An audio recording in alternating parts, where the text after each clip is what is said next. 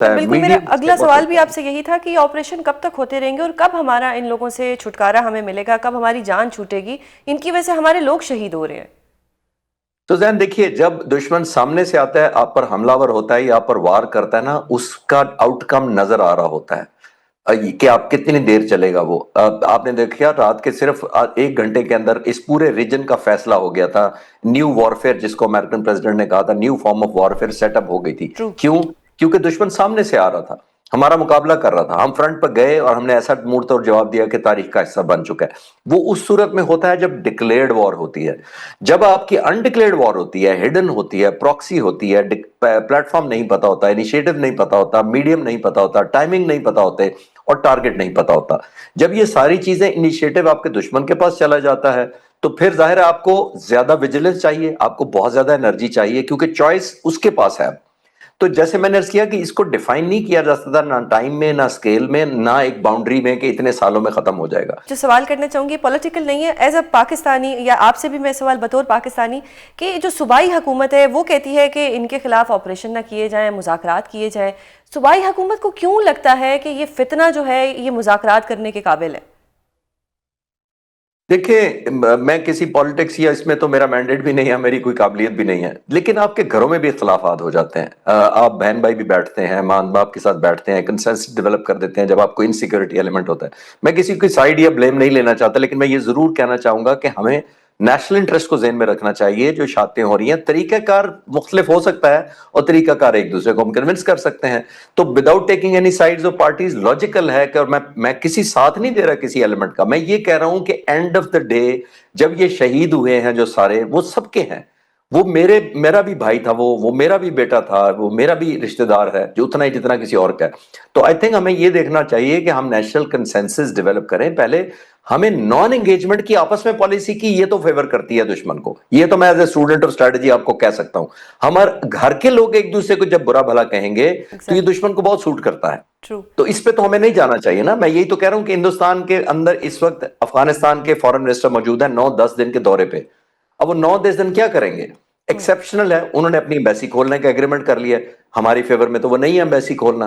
اور اگر ان کو یہ پتہ لگے گا کہ یہ اندرون ملک آپس میں نا اتفاقی اتنی ہے تو وہ تو سیلیبریٹ کریں گے۔ صحیح۔ تو میں کسی کو نہیں کہہ رہا کون صحیح ہے کون غلط ہے، لیکن ہمیں کنسنسس ڈیولپ کر کے ایک نیشنل ریزالو، جیسے آرمی پبلک اسکول کے بچوں کی شہادت کے بعد ایک ایکشن پلان بن گیا تھا، اسی طرح پہ دوبارہ ریوائیو کرنا چاہیے تاکہ سر، پوری قوم جی، مسلح ہو کے جو پاکستان جو ہے کیا وہ ڈائریکٹلی افغانستان میں جو یہ دہشت گردوں کے ٹھکانے ہیں ان کو ڈائریکٹلی ہٹ کر سکتا ہے؟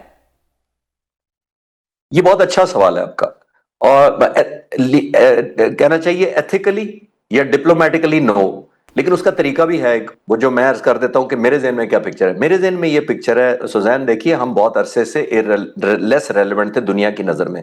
امریکہ بھی ہمیں شکوک کی نظر سے دیکھتا تھا کہ پاکستان اس طرف ہے یا اس طرف ہے، تم ہمارے ساتھ ہو کہ دوسری طرف ہو، اتنے 2-3-4 دہائیوں سے یہی چلا تھا۔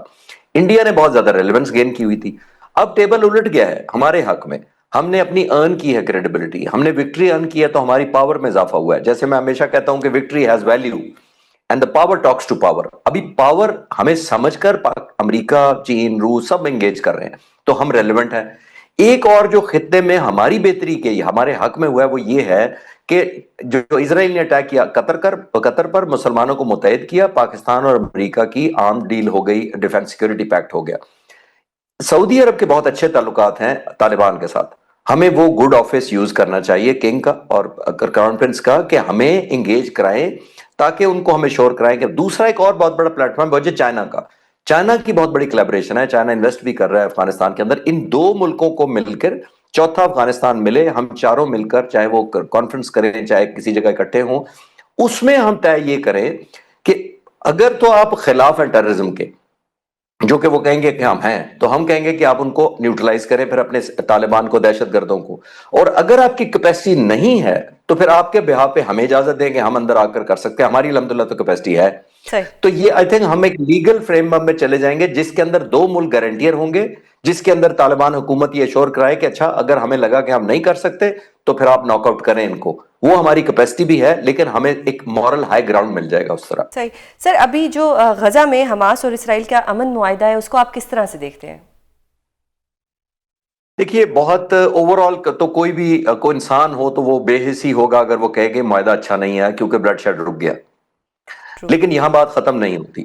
میں as a student of strategy یا ملٹری ہسٹری جتنی میں نے پڑھی ہے، میں بہت خوش ہوں کہ بلڈ شیڈ رک گیا.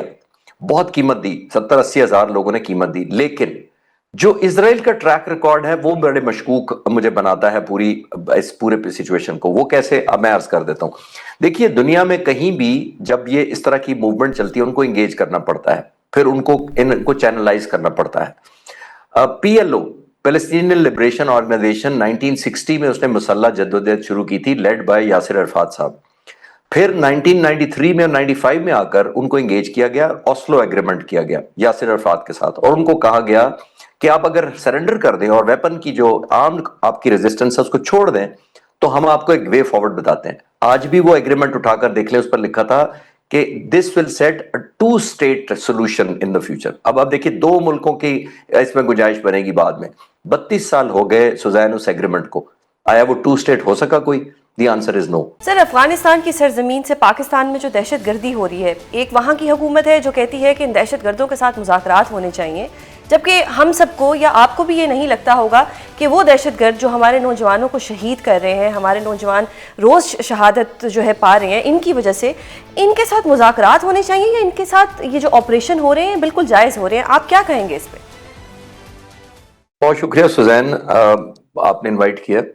دیکھیے یہ آن گوئنگ ایشو ہے اور یہ آج کا نہیں ہے، بہت دہائیوں سے ہم دہشت گردی کی لپیٹ میں ہیں، اور اس میں ہمیں ایک نیشنل کنسنسس ڈیولپ 2016 میں کر بھی لیا تھا جب معصوم بچوں کو شہید کیا گیا تھا EPS کے پشاور میں، اور پھر ویری ہوتا آیا. آئی ایم شیور تمام سیکیورٹی ایجنسیز اور لوگوں کے نیشنل انٹرسٹ ملک کے یہی ہے کہ جو بھی ہماری قومی تشخص کو، قومی سیکیورٹی کو کوئی بھی ہرٹ کرے اس پر ہمارا ریزالو ایک جیسا ہونا چاہیے.